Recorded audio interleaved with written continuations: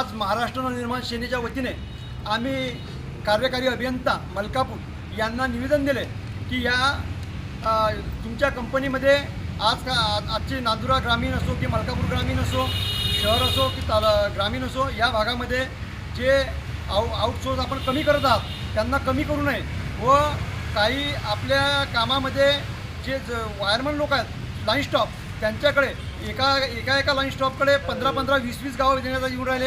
हा त्यांच्यावर होत असलेला एक प्रकारचा अन्याय आहे.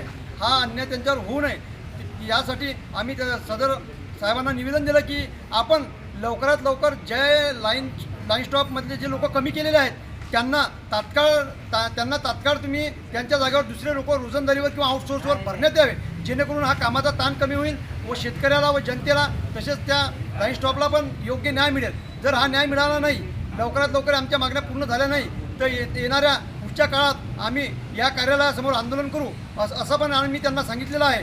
परंतु आमच्या आंदोलनाची वेळ आणू नका असं आज आम्ही त्यांना पुन्हा विनंती केली की लवकरात लवकर याच्यावर मार्ग काढून या आउटसोर्स कंत्राटी कामगार व विद्युत सहाय्यक तसेच लाईन स्टॉप यांच्यावर अन्याय होऊ नये व त्यांना तात्काळ हेल्पर म्हणून सहाय्यक म्हणून दुसऱ्या माणसाला नियुक्त्या करण्यात यावा यासाठी आज आम्ही निवेदन दिले.